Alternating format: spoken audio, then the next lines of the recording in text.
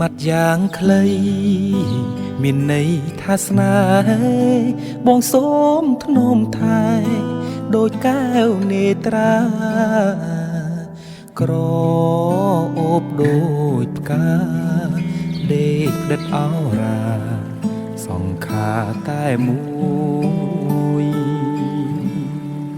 ពីមាត់យ៉ាងខ្លីមានន័យស្នេហ៍បងសច្ចាបនសងជួបបងតែមួយមេរលំរលាយមានតែបងមួយ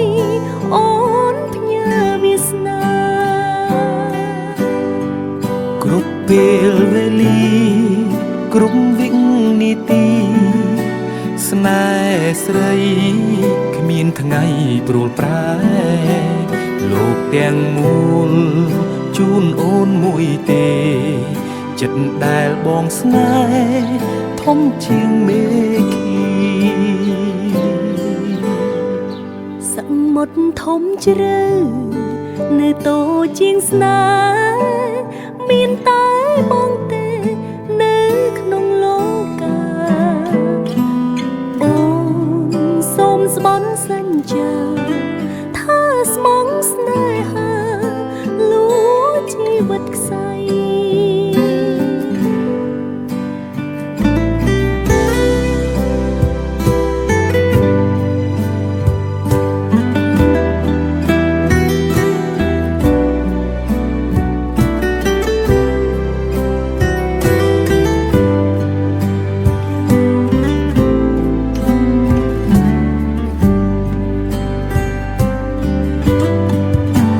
ពេលវេលា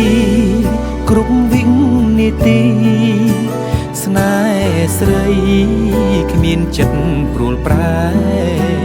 លោកទាំងមូលជូនអូនមួយទេចិត្តដែលបងស្នេហ៍ធំជាងមេឃីសមុទ្រធំជ្រៅ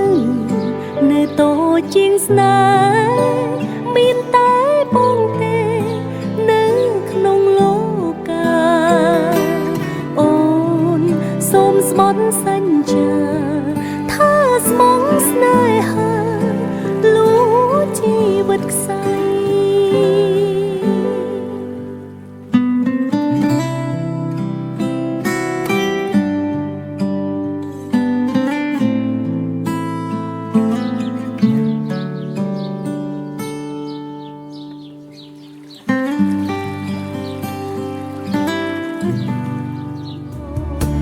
ឲ្យធ្វើមិនដេចទេស្រីពើចាចិនដាអរាជុកណែនកូនឡង